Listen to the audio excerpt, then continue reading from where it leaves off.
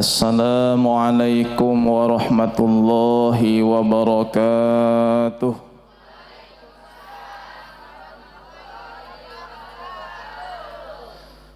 Alhamdulillahilladzi bi'abdihi asra minal masjidil harami ilal masjidil aqsa. Ashhadu an la ilaha illallah wahdahu la syarika lah, syahadatan tunji qailaha min ahwali yaumil liqa. Wa ashhadu anna sayyidana wa nabiyyana Muhammadan abduhu wa rasuluh sayyidul wara. Allahumma salli wa sallim ala sayyidina Muhammadinil Mustafa wa ala alihi wa ashabihi ahli sidqi wal wafa. Amma ba'du. Faqad qala Allah subhanahu wa ta'ala fil Qur'anil Karim. A'udzu billahi minasy syaithanir rajim. Bismillahirrahmanirrahim. Wasta'inu bis sabri was salah wa innaha lakabiratun illa 'alal khashi'in. Alladzina yadhunnuna annahum mulaqu rabbihim wa annahum ilaihi raji'un. Wa qala an-nabiyyu sallallahu alaihi wasallam, laqitu Ibrahima laylata usriya bi faqala ya Muhammad aqri ummataka minni salam wa akhbirhum anna al-jannata tayyibatut turbah azbatul ma wa annaha qi'an wa anna ghirasaha subhanallah walhamdulillah wa la ilaha illallah wallahu akbar. Wa ruya an Anas bin Malik radhiyallahu an qala kana Rasulullah sallallahu alaihi wasallam idza dakhala syahru Rajab yaqul Allahumma barik lana fi Rajab wa Sya'bana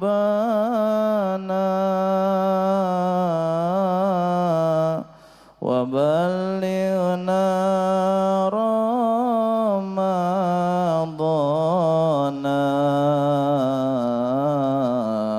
waghfir lana dhunubana. Bareng Allahumma barik lana fi Rajab wa Sya'bana wa ballighna Ramadana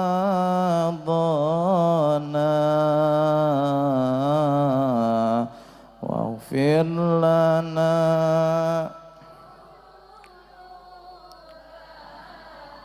Allahumma barik fi rizqina wa kasbina wa ilmina wa dunyana wa mautina wa nashrina. Allahumma barik lana fi Rajab wa Sya'bana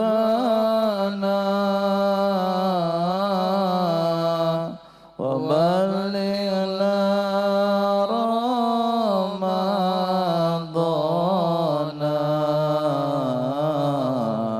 waghfir lana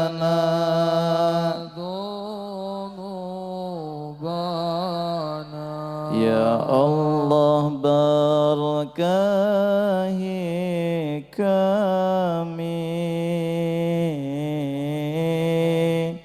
rizki kami, usaha kami,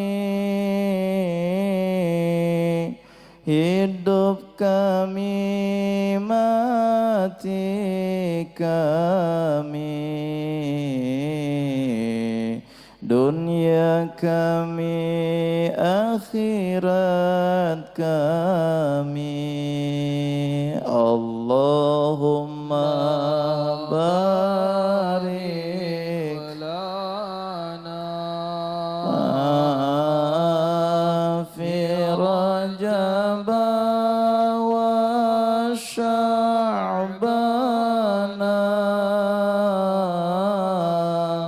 wa ballighna Ramadana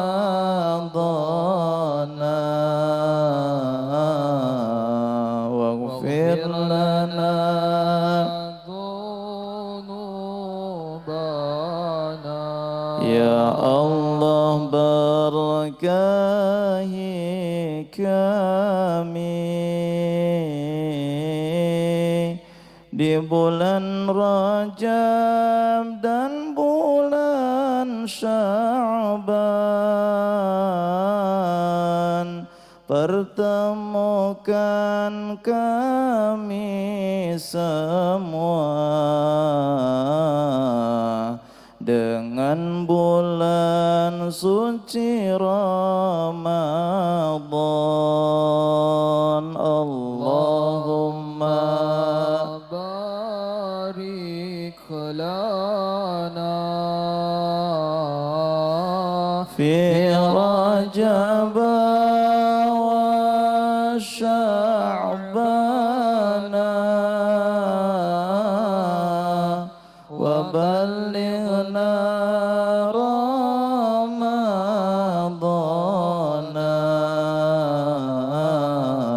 waghfir lana dhunubana. Al-Fatihah. A'udzu billahi minasyaitonir rajim. Bismillahirrahmanirrahim. Alhamdulillahi rabbil alamin arrahmanir rahim maliki yaumiddin. Iyyaka na'budu wa iyyaka nasta'in ihdinas siratal mustaqim siratal ladzina an'amta 'alaihim ghairil maghdubi 'alaihim waladdallin. Amin.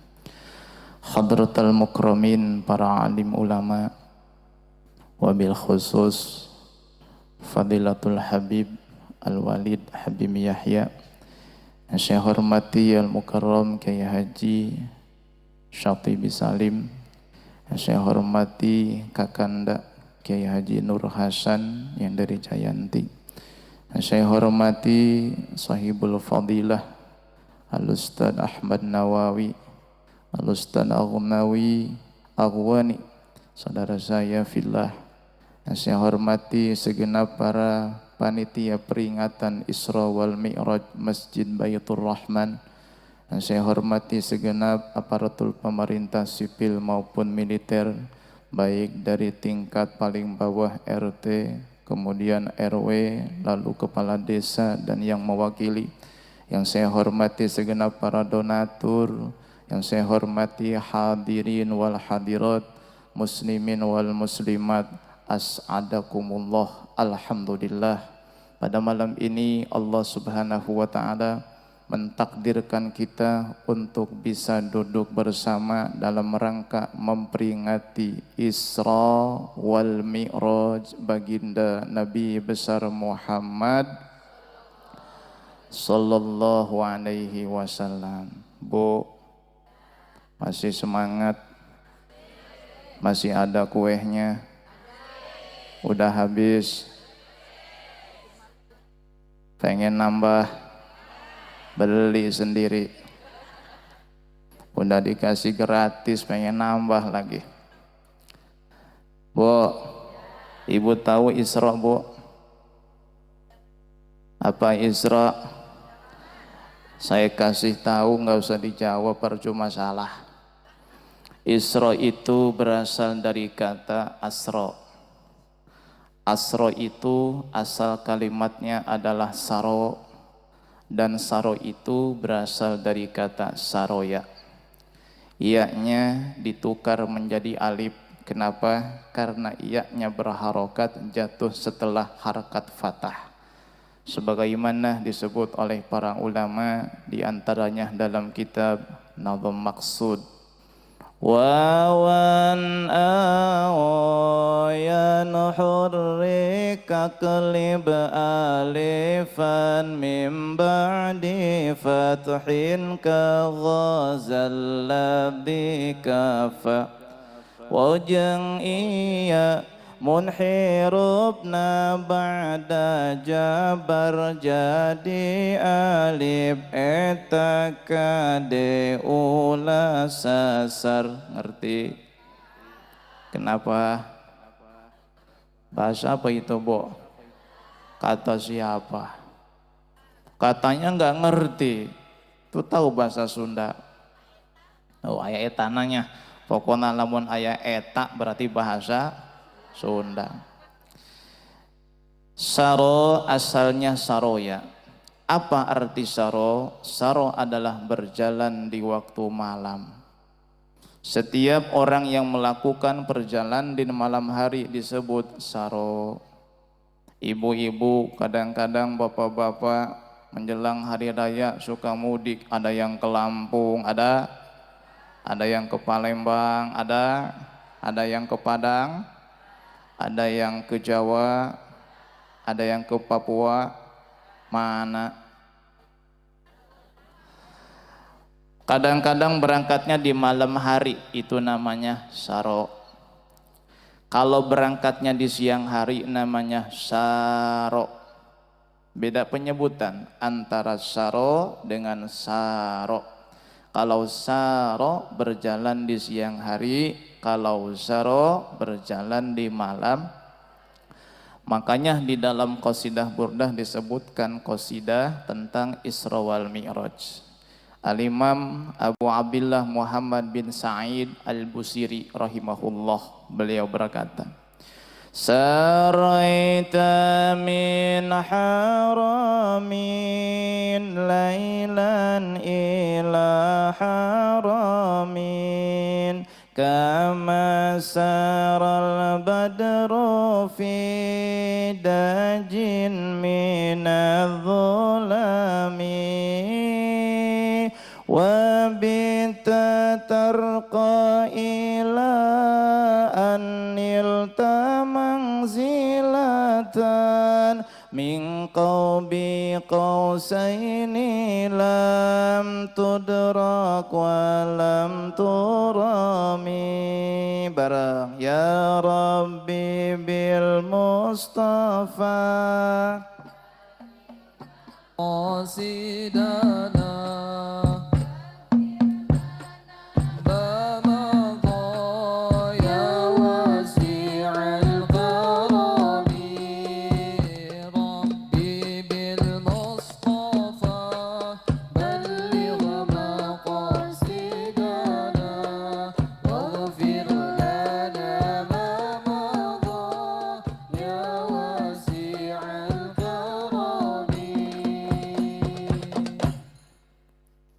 Saroita min haromin, engkau berjalan di malam hari dari tanah haram ke tanah haram, Mekah ke Palestina. Kama saral badru fi dajin minadh-dhulami, sebagaimana rembulan berjalan di tengah malam yang gelap gulita. Ada enggak bulan terbit di siang hari? Bulan kesiangan. Yang namanya bulan tuh jalannya munculnya di malam hari. Saro. Kemudian dari kata saro ditambah hamzah di awal kalimat jadilah asro. Apa bedanya saro dengan asro? Kalau saro berjalan sendiri, kalau asro diberangkatkan. Di dalam Quran Allah tidak menyebut saro, Allah menyebut asro. Tadi disampaikan oleh guru kita Kiai Haji Nur Hasan, subhanalladzi asro, bukan saro. Kenapa? Karena Nabi tidak berjalan sendiri, Nabi tidak berangkat sendiri, Nabi diperjalankan, diberangkatkan oleh Allah Subhanahu. Kalau sudah Allah yang campur tangan, akal tidak boleh main-main. Kenapa? Karena kalau akal ikut campur, tidak akan pernah bisa dicerna oleh akal manusia. Mana mungkin perjalanan yang begitu sangat panjang hanya ditempuh dalam sepenggal malam. Betul? Betul? Subhanalladzi asra. Lalu kata mi'raj, apa artinya mi'raj? Assalamualaikum. Diam aja, takut salah. Bilang nggak tahu gitu dong. Jangan bikin saya PHP. Well, mi'raj itu Bu, bisa diartikan isim alat, nama sebuah alat, artinya adalah tangga. Atau mi'raj itu adalah ismul mubalaghah, menunjukkan arti banyak naik, dan kedua-duanya sah. Di malam itu Nabi naik ke langit menggunakan alat. Alat itu disebut dengan mi'raj, tangga, lift. Atau karena perjalanan ke langit itu menempuh 10 perjalanan, 10 pos, dikatakan mi'raj sebab naiknya banyak. Maka siapapun yang suka naik itu dikatakan mi'raj. Naik apa saja. Lah kenapa ketawa? Ini malam Minggu, bukan malam Jumat. Mi'raj bisa diartikan alatul uruj, alat untuk naik, atau mi'raj diartikan banyaknya menaik, dan kedua-duanya sah. Berarti Isra wal Mi'raj, Nabi dijalankan oleh Allah, diberangkatkan dari Masjidil Haram ke Masjidil Aqsa, dari Aqsa ke langit sampai ke Raf-Raf, itu namanya Mi'raj. Alhamdulillah. Dan Allah ketika menceritakan tentang Isra mengawali dengan kalimat Subhanalladzi asra bi'abdihi laylam minal masjidil harami ilal masjidil aqsa.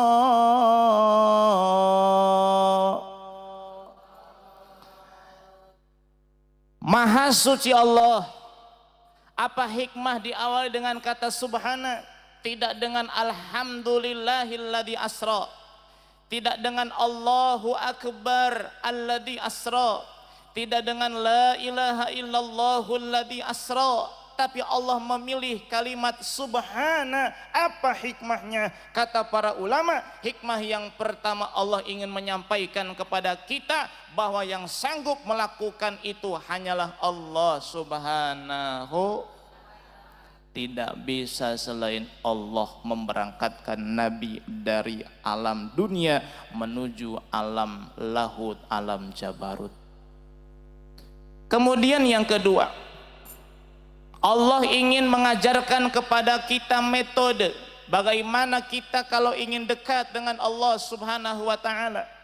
Sebab Isra diawali dengan kata subhana, dan Isra adalah awal daripada Mi'raj, sedangkan Mi'raj adalah awal dari pertemuan Nabi dengan Allah Subhanahu wa taala. Allah mengajarkan kepada kita kalau kita ingin dekat dengan Allah, kalau kita ingin bertakarrub kepada Allah, maka solusinya adalah dengan cara kita banyak bertasbih kepada Allah Subhanahu wa ta'ala. Dan tasbih itu bagian daripada zikir. Makanya habis sholat jangan ampe kagak dibaca subhanallah 30 tik, alhamdulillah 30 tik, Allahu akbar 30 tik. Siapa yang membaca itu gufirat dunubuhu wa in kanat mithla zabadil bahri. Semua dosanya Allah hapus meskipun dosa itu sebanyak buih yang ada di lautan. Alhamdulillah. Suka dibaca? Suka dibaca? Cepat apa lambat? Kalau cepat nantinya nggak bagus. Ilahi ya Rabbi anta maulana subhanaka subhanallah subhanallah banallah banallah banallah banallah banallah banallah. Bukan subhanallah jadi ban Allah. Kata cucunya, mah sekalian peleknya. Makanya pelan-pelan bacanya sambil diresapi subhanallah subhanallah subhanallah subhanallah subhanallah. Bagus tidak? Jangan cepat-cepat, cepat boleh asalkan jelas. Subhanallah wa bihamdihi abadan daimanil hamdulillah. Alhamdulillahil hamdulillah hamdulillah. Kata cucunya, duli duli dam dam duli duli dam. Nyanyi. Yang rapi bacanya, alhamdulillahil hamdulillahil hamdulillahil hamdulillahil hamdulillah. Boleh diwasal, boleh diwaqaf. Alhamdulillah, alhamdulillah, alhamdulillah. Alhamdulillahilladzi hadana lil imani wal islam ya karim. Allahu akbar. Allahu akbar, Allahu akbar, berlok. Coba bayangin, dikir kayak begitu malaikat bingung nyatetnya. Lah ini dikir kayak bagaimana kayak begitu? Yang pelan, cepat, asal jelas, betul? Kenapa? Karena kita merasa kita nih banyak dosa.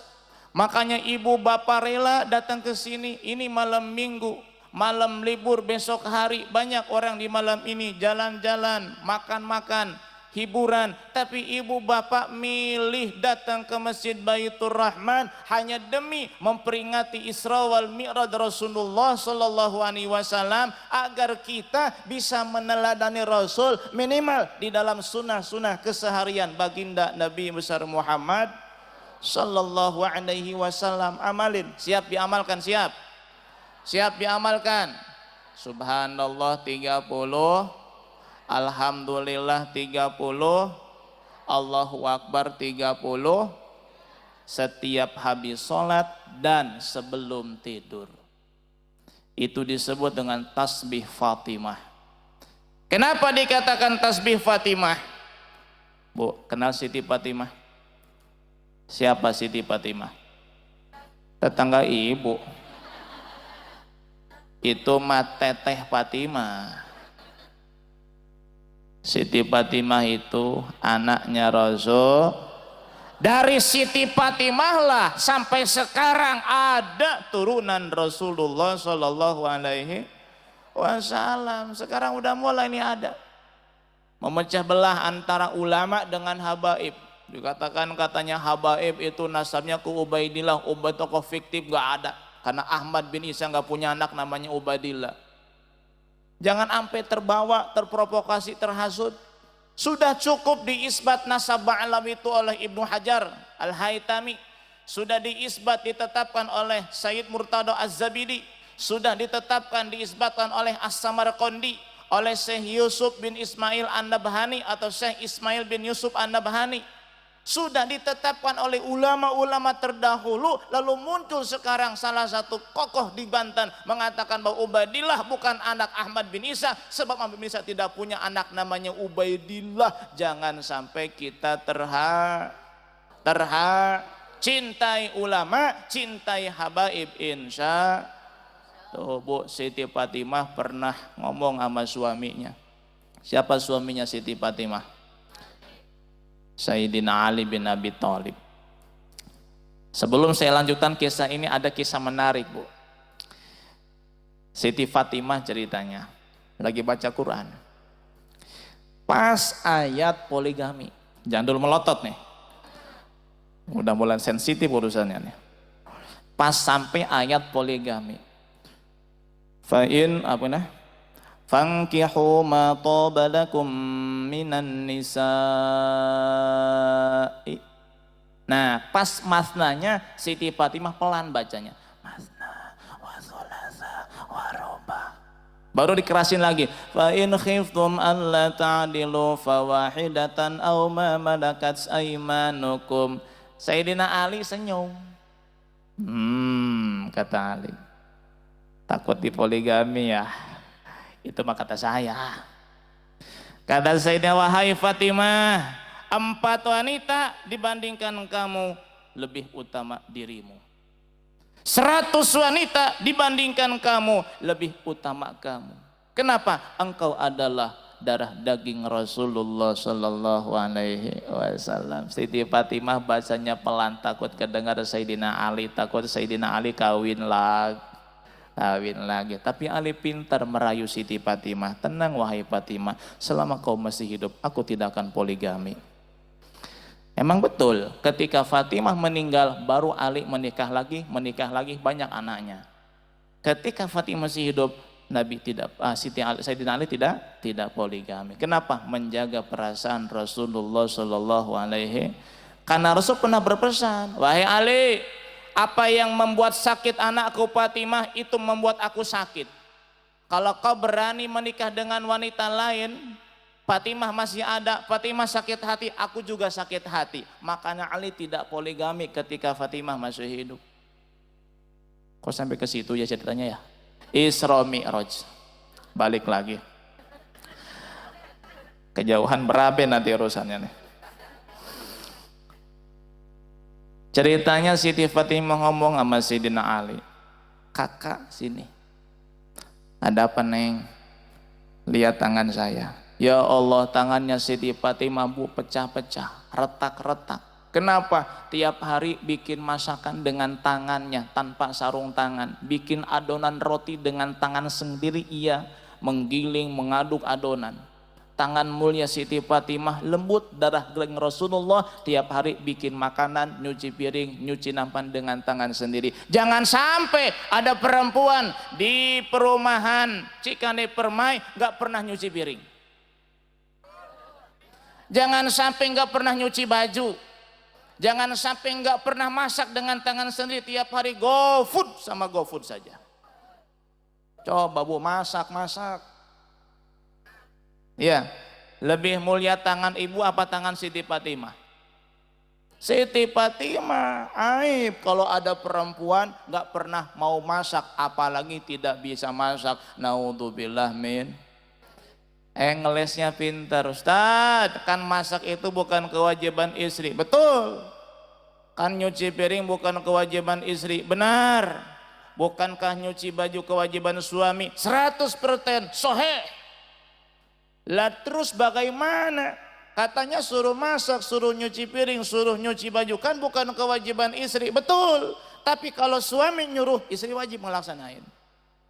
Kata suami, mah masak, nyuci piring, ngepel, nyuci baju, wajib. Tadinya nggak wajib, jadi wajib. Kenapa? Suami nyuruh. Kalau suami nggak nyuruh, nggak wajib. Loh, alhamdulillah. Oh nggak disuruh. Waduh, kayaknya besok nggak ada yang nyuci baju nih. Pak suruh pak, tenang aja. Kata Siti Fatimah, wahai suamiku yang tercinta Ali, datanglah kepada Rasulullah, minta seorang hamba sahaya untuk membantu di rumah kita. Tanganku pedih kesakitan wahai suamiku Ali. Maka Ali pun datang kepada Rasul. Ia sampaikan hajatnya kepada Rasul. Kata Rasul, wahai Ali, Fatimah panggil ke sini. Dipanggil Fatimah oleh Sayyidina Ali. Ali dan Fatimah menghadap Rasul sallallahu alaihi wasallam. Kata Rasul, wahai Fatimah, wahai Ali, maukah kalian aku berikan yang lebih utama daripada hamba sahaya? Maukah kalian berdua aku anugerahkan sesuatu yang lebih afdol daripada pembantu yang membantu pekerjaan kalian sehari-hari? Maukah?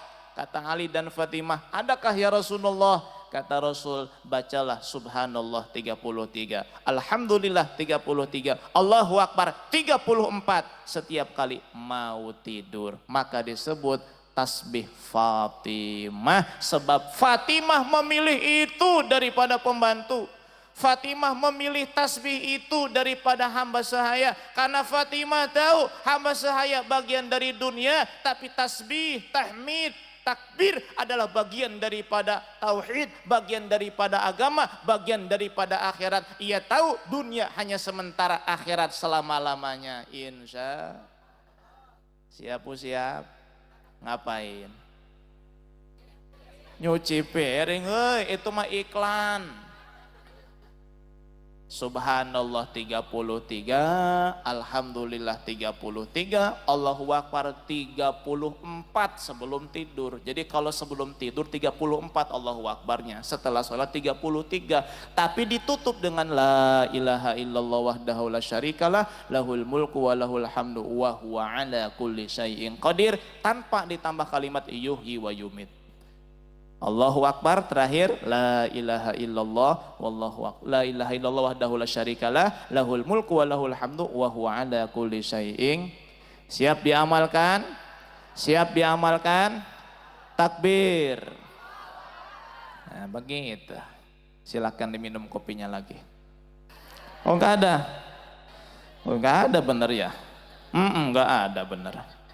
Enggak ada. Enggak ada bener. Nggak ada di bawah, nggak ada di bawah, nggak ada, nggak ada. Nggak ada kan, nggak ada kan? Nggak ada, nggak ada bener. Dari bawah sampai ke atas nggak ada, Bu.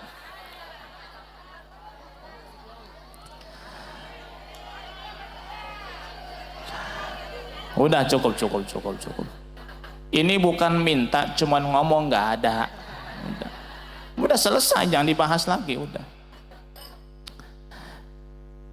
Hikmah yang ketiga, Allah mengawali dengan kalimat subhana dalam ayat tentang Isra adalah ingin menyampaikan kepada kita, kata para ulama, bahwa Allah subhanahu wa ta'ala maha suci anil hawadis, dari sifat-sifat makhluk yang namanya berpindah-pindah dari haram Makkah ke haram Aqsa, dari haram Aqsa ke langit pertama sampai ke Aras, sampai ke Mustawa, sampai ke Raf-Raf.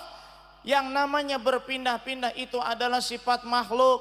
Yang namanya turun, naik, naik buruk, turun, naik langit, turun lagi, itu sifat makhluk. Allah sampaikan subhanalladzi, maha suci Allah. Allah tidak berpindah-pindah, Allah tidak naik, tidak turun, Allah tidak bertempat. Makanya kalau kita umat Islam yang meyakini adanya Isra wal Mi'raj, kita tidak akan pernah meyakini Allah itu bertempat, kita tidak akan pernah meyakini Allah itu berpindah-pindah. Betul? Allah nggak pernah berpindah-pindah karena Allah tidak butuh kepada tempat. Allah ada dan Allah tidak butuh kepada tempat. Gak usah kita ngomong Allah ada di langit. Sebelum langit ada, nanti Allah ada di mana? Ayo, bingung kan?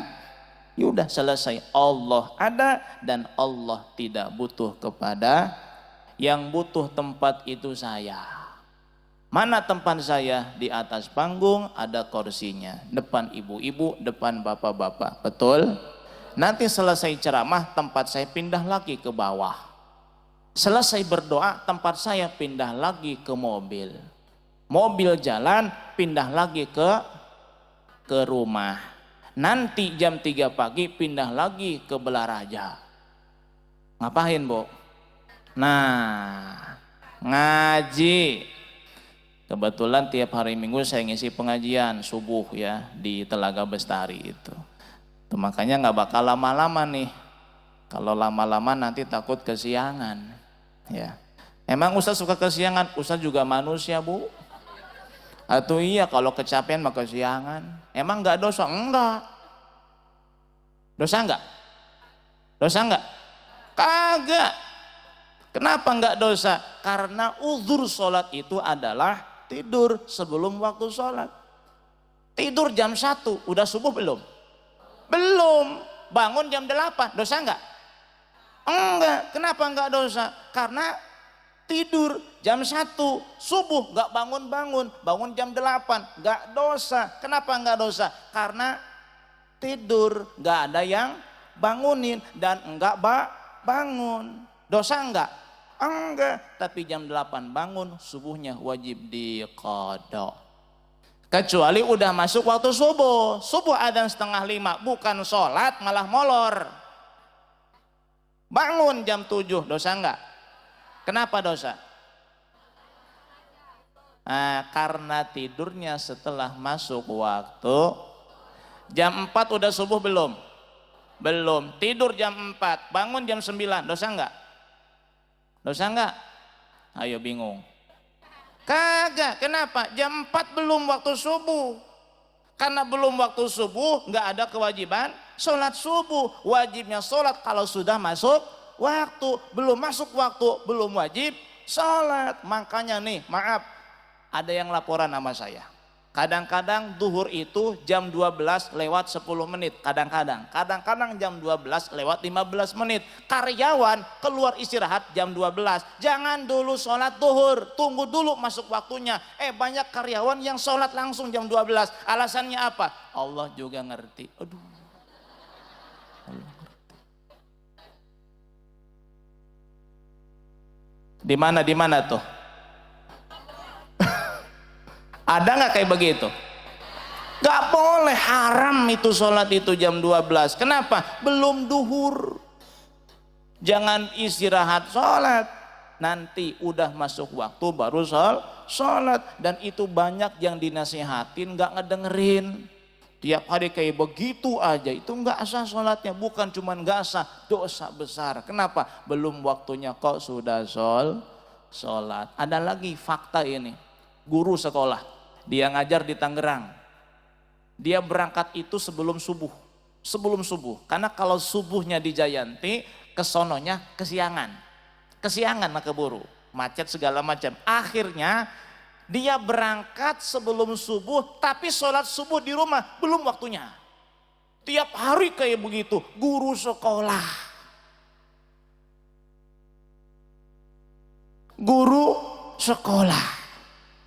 Sholat subuh belum waktunya. Kenapa? Kalau sholat subuh di jalan nggak kekejar, sholat subuh di rumah sudah masuk waktunya, kesono nggak kekejar. Akhirnya subuhnya tiap hari belum waktu. Dosa nggak tuh? Matanya harus ngaji, Bu. Di sini ada pengajian, alhamdulillah. Amalin, dengerin. Jangan ngaji cuman ketawa ketiwi, pulang nggak bawa apa-apa. Kadang-kadang berangkat ngaji tasnya kosong, pulang tasnya penuh. Kenapa? Berkat Ustadz dimasukin sama dia. Ustadz pulang, mana berkat aing cenah ya.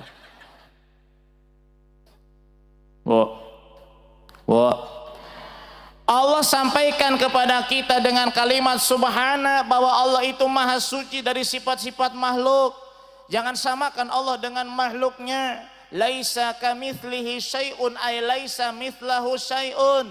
Tidak ada sesuatu apapun yang setara, yang sama dengan Allah Jalla Jalaluhu wa ta'ala azamatu. Oleh karena itu, dengan kita memperingati Isra wal Mi'raj, kita tanamkan dalam hati bahwa Allah tidak sama, beda dengan seluruh makhluknya. Alhamdulillah. Lalu apa hikmah Isra wal Mi'raj?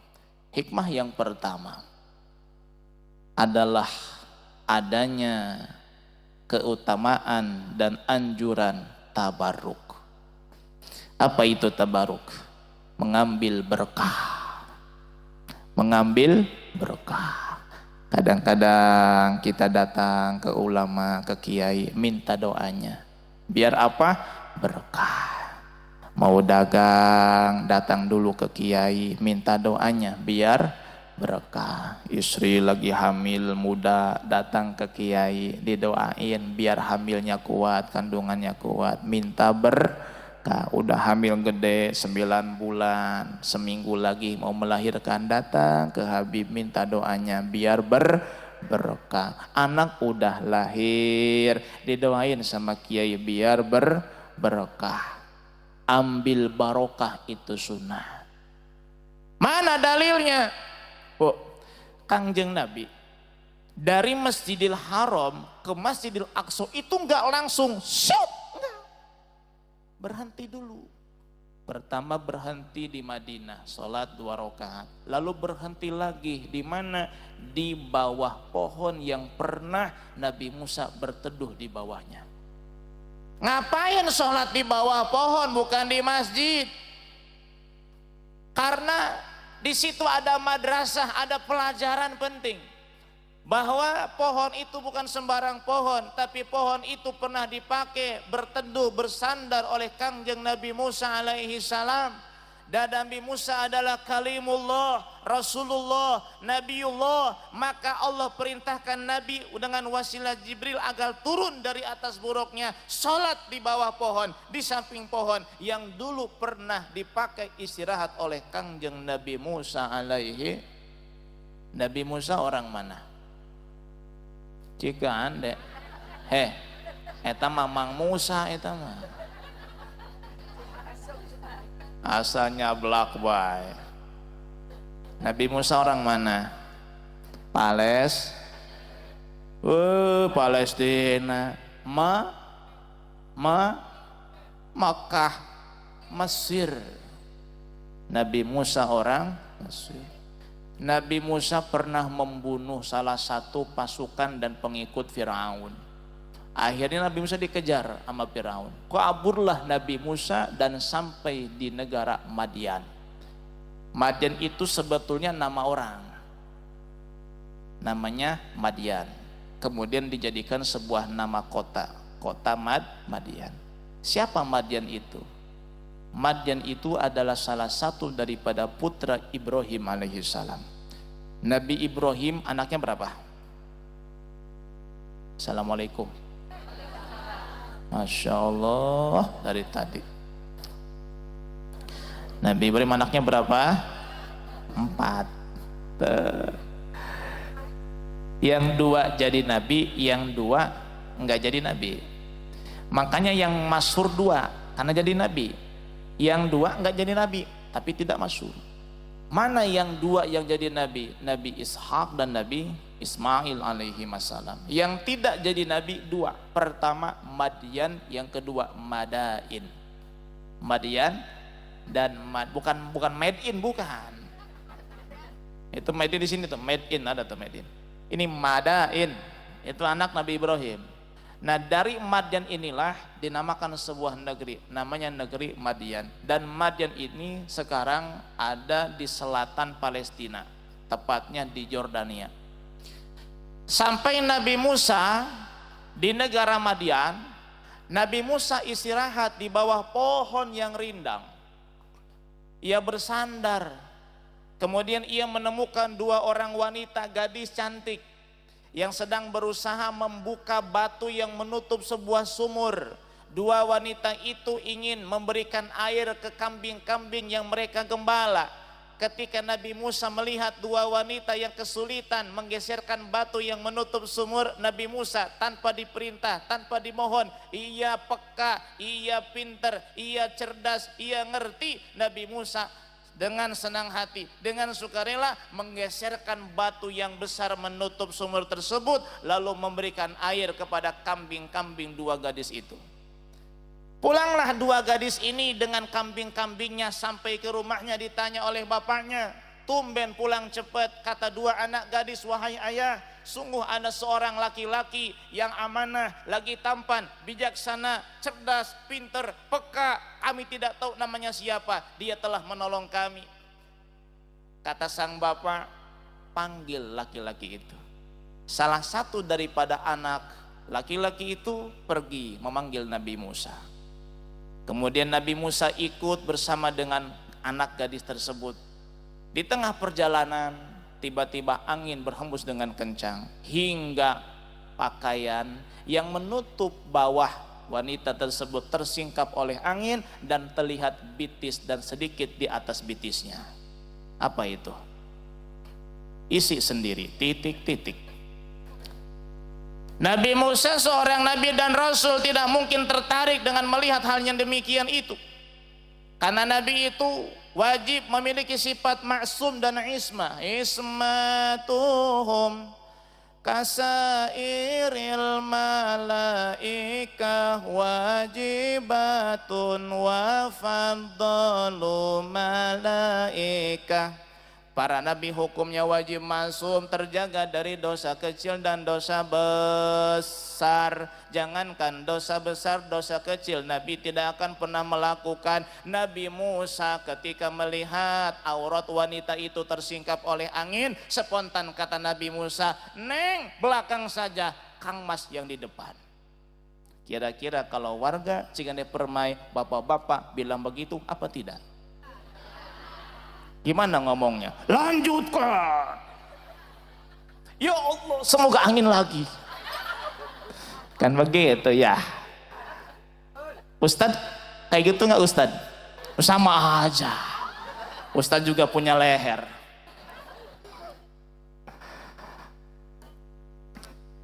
Tuh, mubazir katanya nggak dilihat. Nabi Musa di depan jalan, ini perempuan di belakang. Ketika sampai di rumah, bertemulah dengan ayah daripada gadis itu. Ternyata seorang nabi yang bernama Nabi Allah Shu'aib alaihi salam.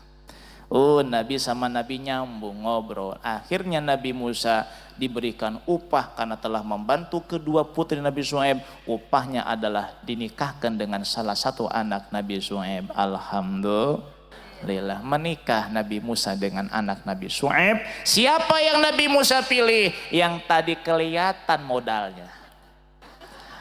Udah milih yang itu, udah jelas itu mantuh. Yang satunya masih ketutup. Bisa doer, bisa kagak. Tapi kalau ini kan jelas nih, wah ini bagus nih. Milih yang itu Nabi Musa alaihissalam. Menikah. Apa mas kawinnya? Anta juroni samania hijaj. Menggembala kambing selama 8 tahun. Jadi Nabi Musa menikah, mas kawinnya bukan emas, bukan perak, bukan intan, bukan seperangkat alat sholat, tapi menggembala kambing selama 8 tahun. Emang boleh mas kawin kayak begitu? Boleh. Nih saya kasih tahu bobitnya mas kawin. Kullu masoha kaunuhu mabi'an saman au musmanan soha kaunuhu sodakon. Setiap hal yang sah dijual belikan, maka sah dijadikan mas kawin. Setiap hal yang sah dijual belikan, maka sah dijadikan mas kawin. Apa yang sah dijual belikan? Fitahirin muntafa'in bihi kudir taslimuhu lidil milki lahu nudir. Setiap perkara yang suci ada manfaatnya, bisa diserah terimakan, milik sendiri, itu boleh dijual belikan, baik berupa barang ataupun jasa. Nabi Musa menikah dengan anak Nabi Shu'aib tidak dengan mas kawin barang, tapi berupa jasa menggembala kambing selama 8 tahun. Dilanjutin aja bulan-bulan. 8 tahun. Bu, ya bu, punya anak gadis bu? Punya. Kira-kira ridho nggak kalau mas kawinnya gembala kambing 8 tahun? Hah? Nggak punya kambing, udah mas kawin nyuci piring 10 tahun. Ridho nggak bu? Hah? Ridho sih, tapi kan tenda pakai duit ya. Prasmanan pakai nasi. Ya Allah, ngeri orang sini. Prasmanan pakai duit, wah takut saya.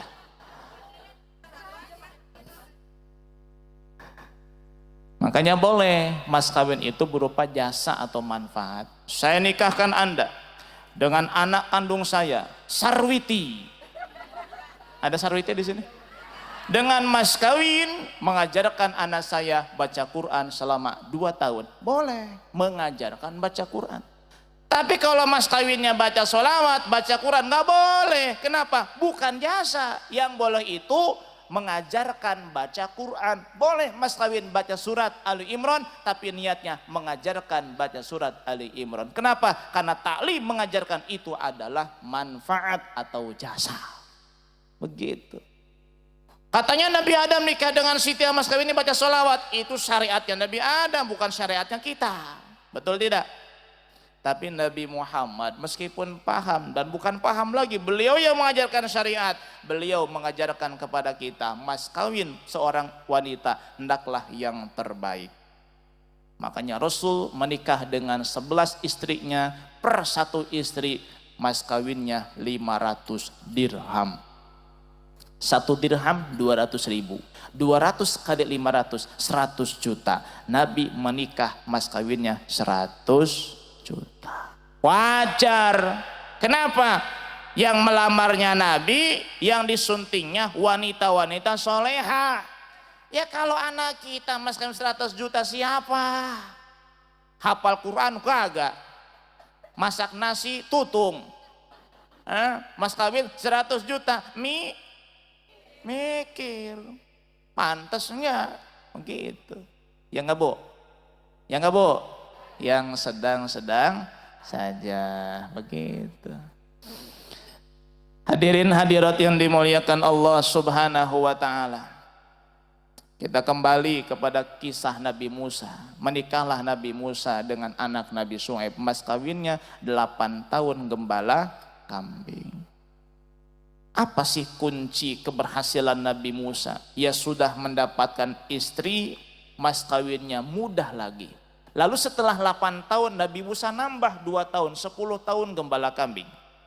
Kambing yang Nabi Musa gembala oleh Nabi Syuaib dikasih ternyata kepada Nabi Musa dengan sukarela. Kata para ulama, hikmahnya adalah sebab Nabi Musa ketika ia menolong 2 gadis itu, lalu ia kembali istirahat di bawah pohon, Nabi Musa seraya berdoa, Rabbi inni lima anzalta min khairin fakir. Hafal? Doa Nabi Musa. Rabbi inni lima anzalta min khairin fakir. Hafal? Sekali lagi. Rabbi inni lima anzalta min khairin fakir. Hafal? Ih, belum tamat. Itu doa katanya. Doa itu katanya buat apa? 1, biar cepat dapat jodoh. Yang kedua, biar cepat dapat rizki. Makanya saya baca doa itu langsung datang kopi. Rizki ini Masya Allah. Kontan dari Allah Subhanahu wa ta'ala. Masya Allah.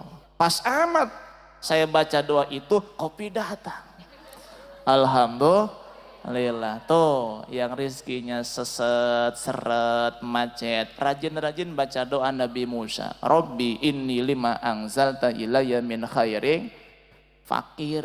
Itu doa Nabi Musa. Silahkan diamalkan bagi yang belum dapat jodoh, wahai para janda-janda pirang. Ada nggak? Ada nggak? Yang mana? Wahai duda-duda keren, duren sawit, duda keren yang punya pohon duit, amalkan Robbi inni lima anzalta ilayya min khairin fakir, insya Allah dapat lagi jodoh yang diinginkan. Khusus bagi yang duda sama janda, atau bagi yang masih perjaka perawan, yang sudah rumah tangga, jangan. Ibu-ibu marah sama saya. Wah, gara-gara Ustadz Romli nggak jadi deh. Oh ya, Rabbi inni lima anzalta ilayya min khairin fakir. Amalin. Ya. Cari di surat Al-Qasas, ayatnya saya lupa. Surat Al-Qasas, cari tuh. Rabbi inni lima anzalta ilayya min khairin fakir. Insya Allah apa yang Allah kasih kepada Nabi Musa, Allah kasih kepada kita. Alhamdulillah. Nabi disuruh sholat di bawah pohon itu. Kenapa? Pohon bersejarah. Kenapa? Pernah disinggahi oleh Nabi Musa, orang mulia pilihan Allah, Rasul utusan Allah, istirahat di bawah pohon itu. Jangan kau lupakan sejarah. Nih kita sekarang beragama Islam, jangan lupakan jasa-jasa pendahulu kita.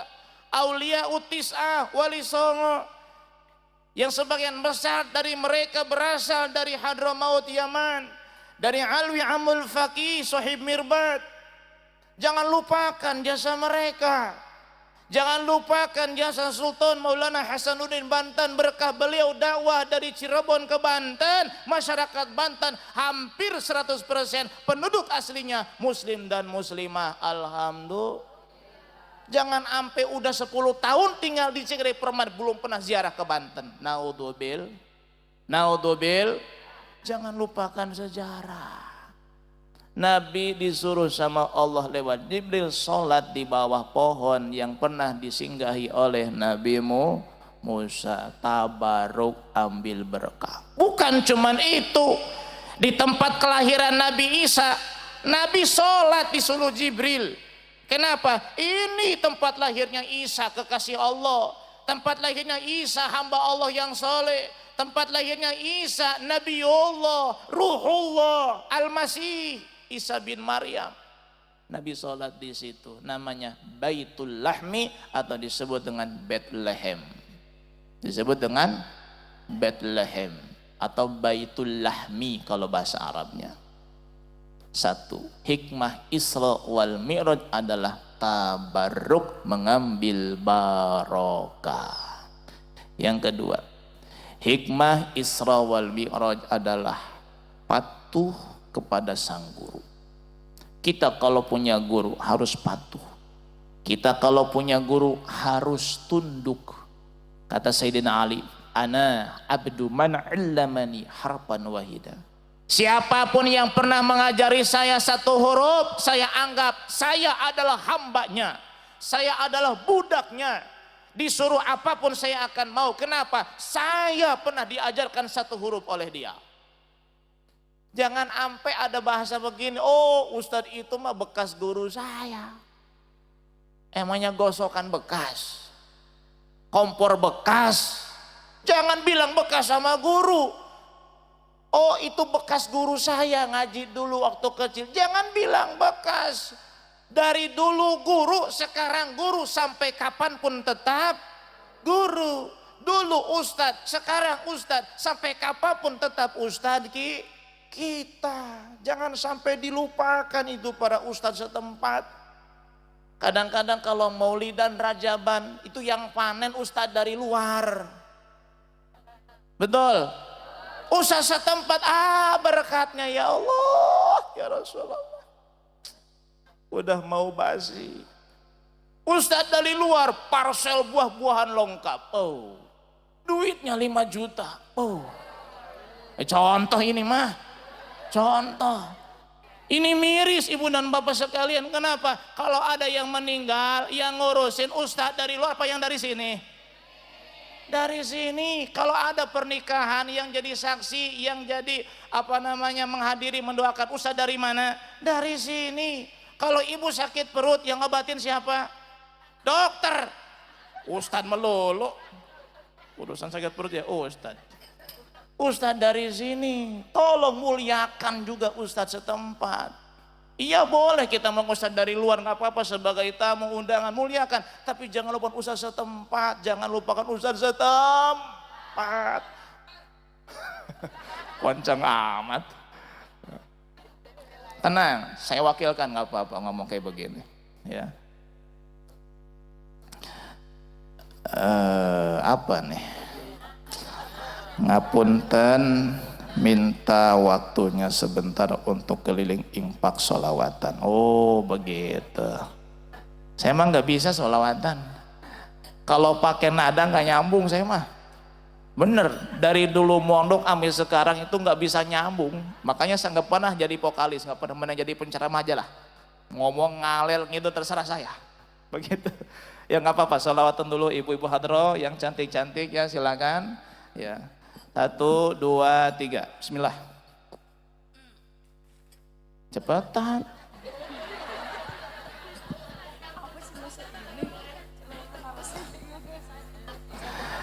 Ayo. Allahumma sholli wa sallim alaihi.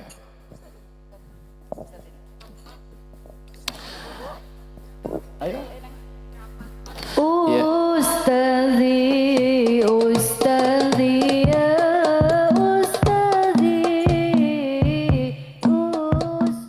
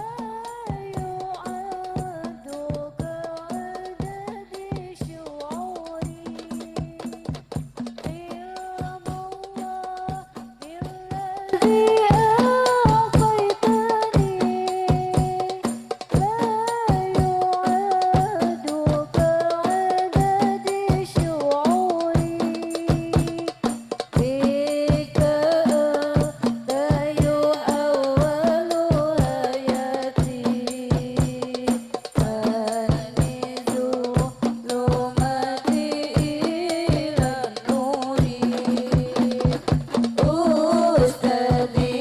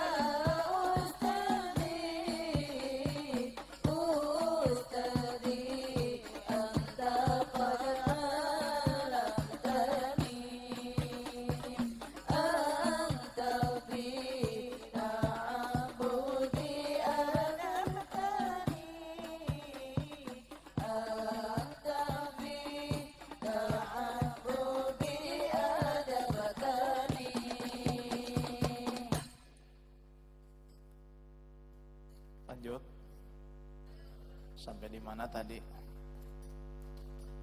Sampai ya Ustadi ya. Benar. Jadi hikmah yang kedua adalah kita harus patuh ta'zim hormat kepada guru. Apa kaitannya dengan Isra wal Mi'raj? Mari sedikit kita buka. Rasulullah itu ketika mulai naik buruk, kemudian berjalan, berhenti di Madinah. Jibril ngomong kepada Rasul, wahai Rasulullah, inzil, sholli, turun, sholat. Nabi turun dari buruk, sholat. Kemudian habis sholat, naik lagi. Nabi nggak nanya, kenapa disuruh sholat, di mana saya sholat? Nabi kan diam. Nabi diam, Jibril yang ngasih tahu, wahai Rasulullah, tahukah engkau di mana tadi engkau sholat? Kata Rasul, aku tidak tahu. Kata Jibril, engkau sholat di Thaibah. Kelak engkau nanti akan hijrah ke sini. Nanti namanya berubah menjadi Madinah. Berangkat lagi tadi sampai di Madian. Disuruh turun, sholat. Enggak nanya, kenapa suruh sholat, kenapa di tempat mana, enggak nanya.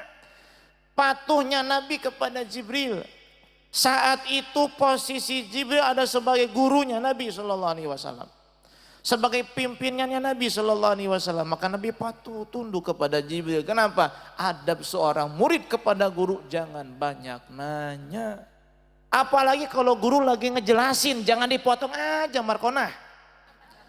Kadang-kadang si Markonah, Ustadz masih ngomong Ustadznya.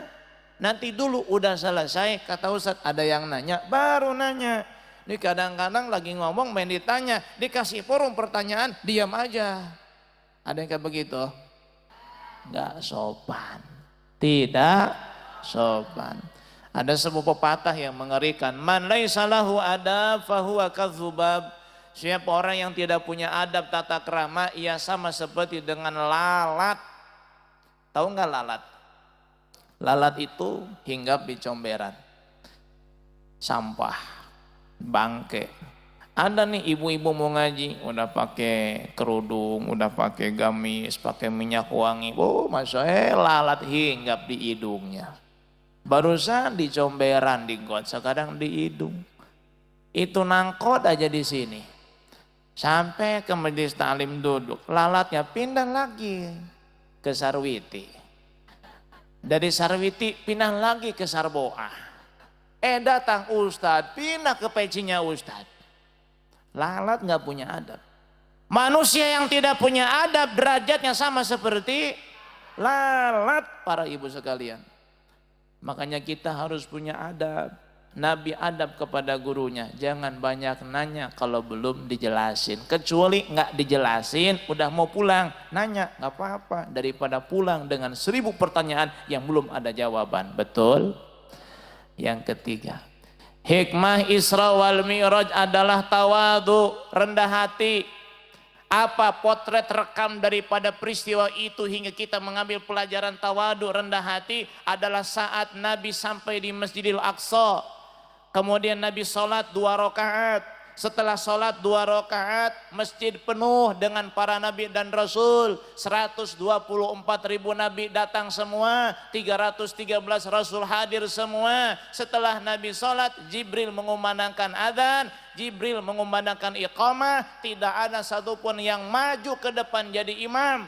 Nabi Muhammad sebagai rasul, penutup daripada nabi dan rasul, makhluk Allah yang paling mulia, penghulu dari seluruh alam semesta. Ia tidak petang-tang peteng-teng, cak orang jadi mah hente ancul-anculan, mentang-mentang nabi akhir zaman. Hebat, nabi tidak nyelonong jadi imam, diam di tempat. Kenapa? Masih banyak yang tua, masih banyak yang alim. Siapa yang sepuh? Adam alaihissalam, manusia pertama, rasul pertama, nabi pertama. Ibrahim alaihissalam, abul anbiya. Nabi tidak berani jadi imam. Kenapa? Masih banyak nabi-nabi terdahulu yang hadir pada saat itu. Nabi sopan. Ini kadang-kadang di sono, jauh sono.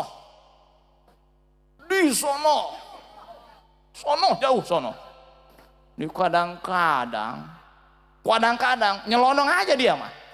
Enggak nawarin, Ustaz mah enggak, nyelonong aja dia mah. Langsung Allahu Akbar. Ya Allah ya Rasulullah. Mana adab sopan santun? Bu, di sono. Jangan melototin saya, di sono, jauh di sono. Di sini mah nggak tahu saya di sini mah. Enggak tahu saya mah. Beda ya? Enggak jauh beda. Naudzubillah min adab. Mentang-mentang keluaran pesantren, ranking 1 dari kelas 1 sampai kelas 6. Dari kelas 1 sampai kelas 3, kelas 1 sampai ke juara 1 terus datang ke kampungnya, ikut majlis ta'lim, main pangayang sama dia. Ustadz di sini bacaannya kurang pati pasihat. Saya lulusan pesantren, saya aja. Ya Allah, ya Rasulullah. Banyak yang sepuh, banyak yang tua, udah duluan, hormati mereka, sopan kepada mereka. Betul? Jangan petantang-petenteng punya ilmu. Iblis juga punya ilmu, gara-gara sombong, mal'un, terlaknat. Betul tidak? Betul tidak? Kalau cuman ilmu tidak diimbangi dengan tawadhu, dengan adab, akan hancur dan binasa. Naudzubillah min. Nabi diam gak maju. Lah terus siapa yang jadi imam? Harus ada yang menyelesaikan. Jibril alaihissalam memegang tangan Rasulullah, dituntun sampai ke depan. Rasul imam bukan keinginan sendiri, tapi disuruh oleh Jibril, karena Jibril saat itu adalah hakim daripada seluruh nabi alaihi wassalatu wassalam. Maju, silakan Ustadz maju. Masya Allah, enggak siap. Kayak gitu. Apalagi kalau kata kakek saya dulu, Allah yarham, begini, Romli, enggak, saya dipanggilnya Om Bi di sana di Jandi itu. Bi, kalau nanti di masyarakat jangan dulu mau jadi imam. Disuruh jangan dulu mau, kecuali kalau yang nyuruh sudah ngomong lillahi ta'ala, baru bismillah. Berarti beneran itu nyuruh. Kadang-kadang kan basa-basi. Ayo silakan, basa-basi itu, padahal dia pengen. Basa-basi, emang enggak silakan. Basa-basi, jangan dulu mau, silakan Anda aja. Udah lillahi ta'ala, kalau udah bilang lillahi ta'ala, berarti sungguh-sungguh nyuruhnya. Bismillah, maju ke depan, akhlak dikedepankan. Betul tidak? Sekarang mentang-mentang udah hafal 15 juz, udah pengen di depan aja sholat jadi imam. Kan banyak juga yang nih bacanya fasihat, kan begitu. Betul tidak? Harus jaga adab, tata krama dan tawadhu, rendah hati. Yang terakhir, ini penting, adalah sholat ya. Kangjeng Nabi Allah panggil langsung kemana? Mustawa, raf. Akhirnya Nabi melihat Allah. Bukan Allah ada di langit, tapi di langit itulah Allah singkapkan hijab dari mata Rasulullah, hingga Rasul melihat Allah la bi'ainil basari faqat bal la bi'ainil basirati faqat bal bi'ainil basari wal basirah. Bukan cuma dengan mata hati Nabi melihat Allah, tapi dengan mata hati dan dengan mata telanjangnya, dengan mata zahirnya Nabi melihat Allah Subhanahu wa taala. Dan itu bukan mimpi, yaqzatan, nyata para ibu bapak sekalian.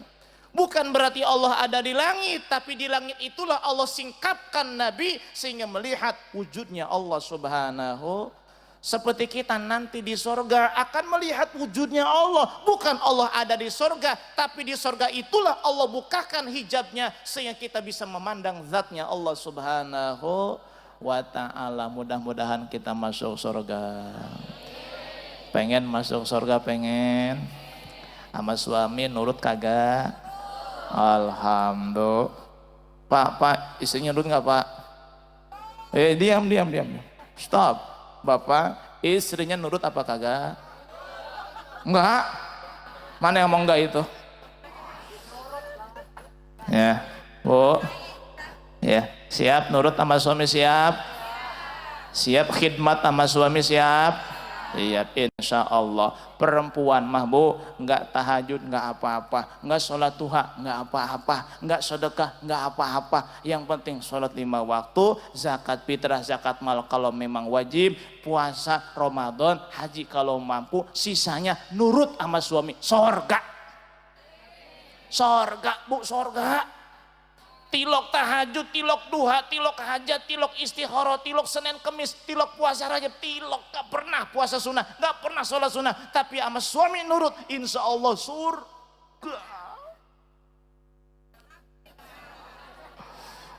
Surga. Percuma ngaji tiap hari didatengin, majelis talim disamperin, yang dekat datang, yang hadir naik bus satu rombongan. Tapi sama suami ngelunjak. Suami pengen makan, ternyata nasi belum dimasak sama istri. Ada juga nasi bekas kemarin. Kemana? Istrinya pergi ke Jakarta hadir pengajian. Ya, ada kayak begitu, ada. Masak dulu, siapin dulu buat suami, izin, Pak, Mama mau ngaji. Udah beres di rumah, berangkat. Ini cucian masih numpuk, piring masih pada kotor, rumah belum diepel, tempat tidur belum diberesin, nasi aron urut kamari. Ya Allah, ya Rasulullah.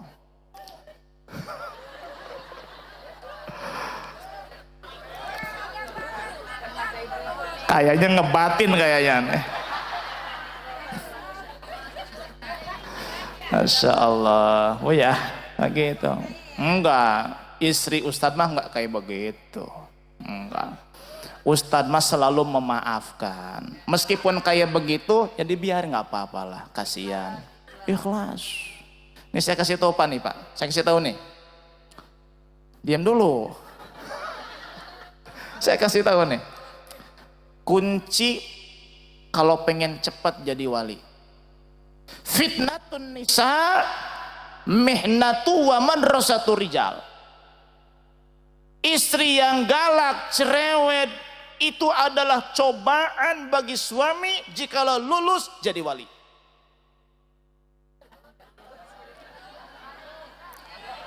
Ini bapak-bapak kalau pengen jadi wali gampang sebetulnya.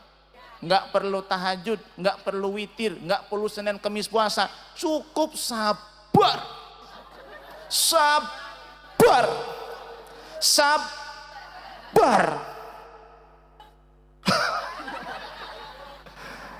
Nih, saya kasih contoh nih. Mungkin kalangan santri Ustadz udah familiar dengan nama Al-Imam Syekh Ahmad Ar-Rifai. Pernah dengar nggak Bu? Bapak-bapak, Ustadz saya yakin tahu, santri tahu. Syekh Ahmad Kabir Rifai, pendiri Thariqah Rifaiyah. Ia punya Hizib Rifai. Orang Banten pasti tahu Hizib Rifai. Ngamalinnya aja di air sungai, nggak boleh di mana-mana. Ngamalin di air jeding masjid, retak itu dindingnya. Hebat Hizib Rifai ini. Wali Allah besar, Syekh Ahmad Kabir Rifai, karomahnya nggak main-main. Ia ziarah ke Madinah. Ziarah ke Madinah, apa yang terjadi? Ini tercatat di dalam kitab-kitab karomah para wali. Apa itu? Makam Rasul bergetar, keluar tangan Rasul menyalami Syekh Ahmad Kabir Rifai. Wali Allah besar. Saya punya cerita, rumah tangganya kayak bagaimana? Syekh Ahmad Kabir Rifai, ceritanya nih, kedatangan tamu. Pas gitu kelihatan baju Syekh Ahmad Kabir Rifai sobek. Di sela-sela sobekan baju ada kulit yang mar. Kata tamu, Syekh, tuh kenapa tuh? Oh enggak apa-apa. Tuh kenapa tuh? Oh enggak apa-apa. Didesak, tetap enggak ngomong juga. Akhirnya Syekh Ahmad Kabir Rifai ke dalam. Ngapain ke dalam? Menghantarkan diri untuk diomeli sama istri. Dan istrinya bukan cuma ngomeli, tiap hari mukulin Syekh Ahmad Kabir Rifai. Sampai rab bajunya sobek, sampai kulitnya memar, bukan dicakar, dipukulin. Sampai sobek bajunya tuh. Tamunya tahu, astagfirullah, ini waliullah nih. Ulama besar, sama istrinya kalah. Sama istrinya taluk, sabarnya luar biasa. Kemudian disamperi lagi nih tamunya. Kata tamu, Syekh, udah nggak usah bohong lagi. Saya itu kan dipukulin sama istri. Iya. Sejak kapan? Sejak saya menikah sampai sekarang. Ada nggak istri yang suka mukulin suami? Saya kira nggak ada di sini. Nggak ada. Ya paling ngelunjak biasa lah. Paling manyun dong, paling manyun ya. Biasa manyun lah biasa. Ini sampai mukul ini ibu, Masya Allah. Tapi si Ahmad Rifai sabar. Kata tamu, emang kenapa saya dipukulin terus? Dari semenjak nikah sampai sekarang, mas kawin belum saya bayar.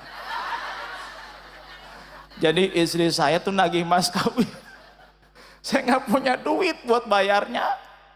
Ya Allah, emang berapa? Sekian dirham. Nah, ini tamu sebagai tamu dan merasa dia murid juga, akhirnya dia pulang. Alumni itu dia bel semua, dia hubungi, apa urunan, patungan, kasihan gurunya dipukulin terus tiap hari karena belum bayar mas kawin. Ya Allah, akhirnya patungan urunan. Dah. Besok hari datang, Syekh, ini hasil patungan kami buat bayar mas kawin. Kata Syekh Ahmad Kabir Rifai, semalam kamu mimpi Rasulullah. Iya. Apa kata Rasulullah? Bahwa Syekh Ahmad Kabir Rifai mendapat kedudukan wali besar karena kesabarannya menghadapi akhlak buruk istrinya. Kata Syekh Ahmad Kabir Rifai, camkan wahai muridku, aku tidak akan pernah mau menerima hadiah ini. Kenapa? Karena sebab aku dipukuli dan sabar, aku menjadi waliullah, kekasih Allah. Aku tidak mau menyanyiakan kesempatan ini sampai kapanpun. Itu uang nggak diterima, dikasih lagi. Ya tiap hari dipukuli terus sama istrinya. Makanya nih bapak kalau pengen jadi wali gampang, sabar. Insya Allah jadi wali, kagak mati mah iya. Ya. Ini contoh Bu ya, jangan pulang dari sini, Mas ini Mas pengen jadi wali nggak? Jangan. Contoh ini mah begitu. Artinya begini Bu, ya istri menunaikan kewajibannya, suami menunaikan kewajibannya. Lalu ada kekurangan dari kedua belah pihak, redokan, relakan, maafkan. Insya Allah. Ibu dan bapak yang dimuliakan Allah, hampir jam 12 kajian kita untuk malam hari ini. Saya kira itulah cukup penggalan hikmah daripada kisah Isra wal Mi'raj yang tidak akan pernah mungkin kita ceritakan secara rinci. Kenapa? Karena ini peristiwa agung perjalanan suci. Cukup dengan beberapa yang saya sampaikan, semoga jadi bekal untuk kehidupan kita di masa yang akan datang. Amin ya rabbal alamin. Lebih kurangnya mohon maaf. Wabillahi taufiq wal hidayah. Terima kasih atas segala perhatian. Mohon maaf atas segala kekhilafan. Wassalamualaikum warahmatullahi wabarakatuh.